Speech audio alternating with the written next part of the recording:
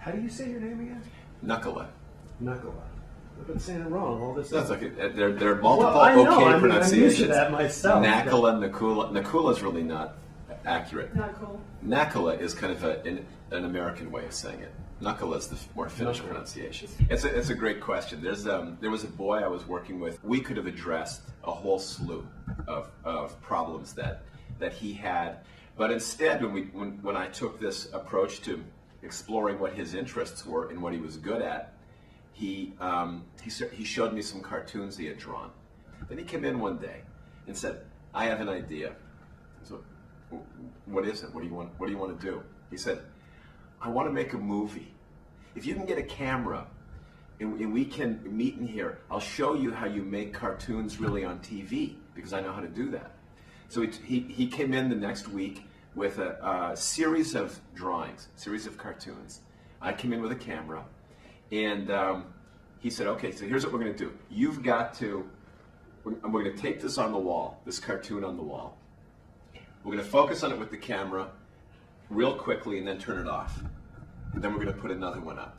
I had no idea that this would work. He went through 10 pieces of art that he created, 10 cartoons, and it happened to be a guy getting into an airplane flying through the sky, the airplane blowing up, and people falling all over. So it's kind of a tragic kind of cartoon. But when we watched it, it looked like a real cartoon.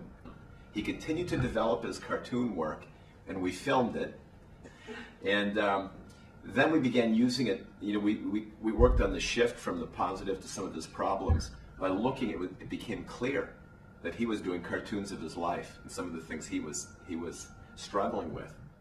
People are starting to learn that students who have stumbled along the way often show great promise if given another opportunity in a different context.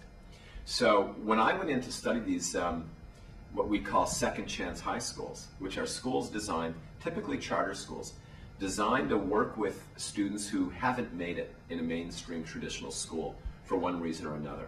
As we looked at these schools more deeply and had a chance to survey and interview the students, time and again, even for 11th and 12th grade students who'd done poorly up until that point, time and again those students said their top goal was to attend college, because they knew at that point that the economy was such that they weren't going to make much money without a college education.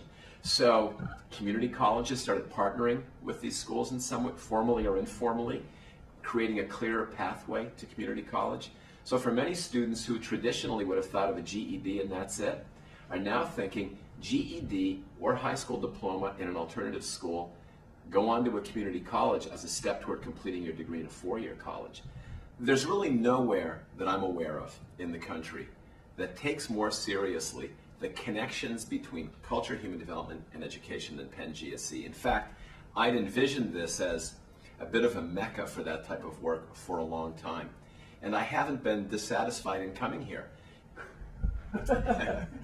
I'm Mike Nakkula, and I am the chair of the Division of Applied Psychology and Human Development.